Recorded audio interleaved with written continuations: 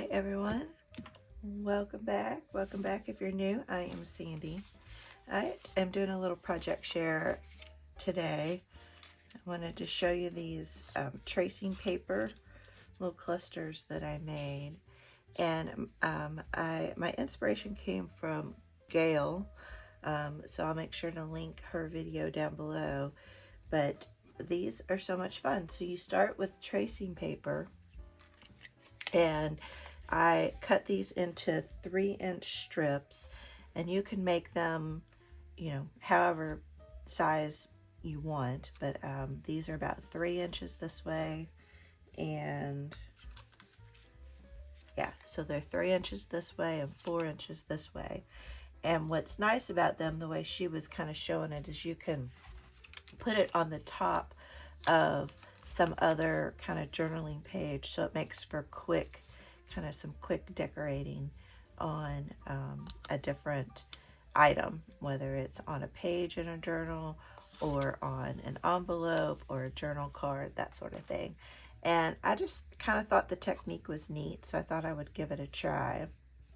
And I also used, these are just some little words that came from Pink Monarch's March digital kit.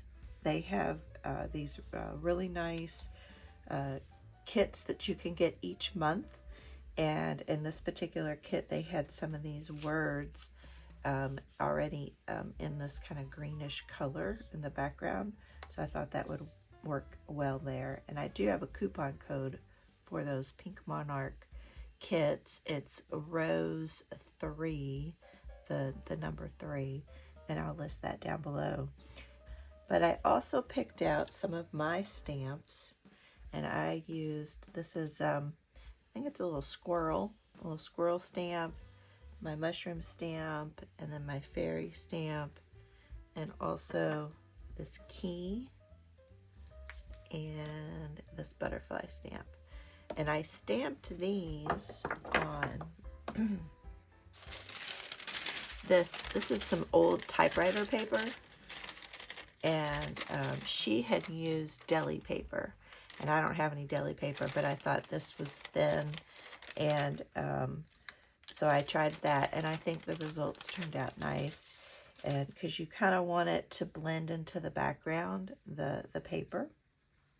And I did stamping first, and I did use my archival inks on this tracing paper so that it wouldn't smear. And I just picked out, you don't have to have the same stamps that she has, I guess is what I was wanting to point out. And I did kind of have this stamp here.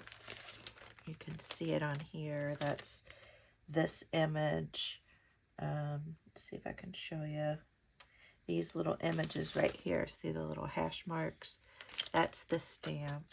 And then I also have these 3 stamps here, and I used let's see, I think it was this one. I used this one, and I used that in the archival ink plum, and I did vintage photo on this particular stamp.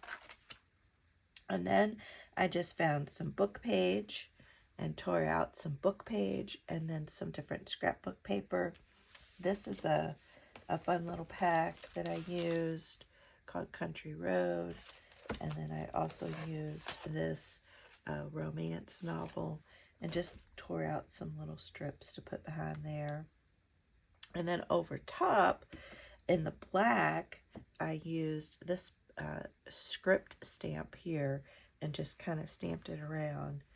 And then on a couple of them, I came back in, like on this one, I stamped a small little butterfly, and here I stamped a small little dragonfly, and this is from this little set. And I think I got this one on Amazon. I'll try to remember to list that down below also. And then I put the word on last. So I think these are kind of fun. They have a nice little texture to them and a nice sound. So I really enjoyed making these.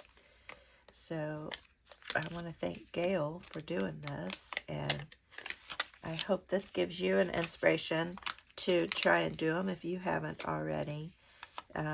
Even if you don't have the items that Gail has, we can still make it work. And these are going to go into my mushroom journal. So that's kind of why I did this,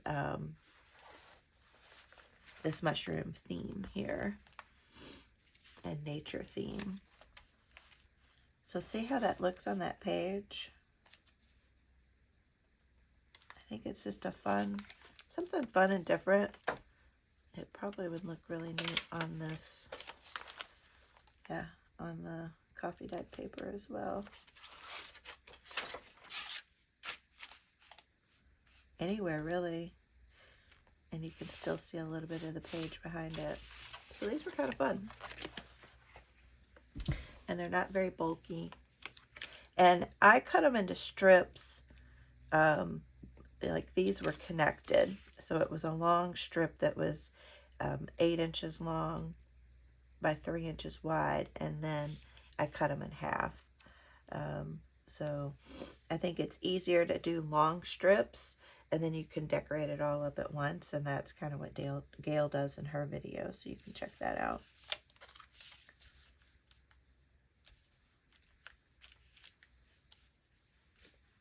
I think these turned out so cute. All right, well, that's all for today.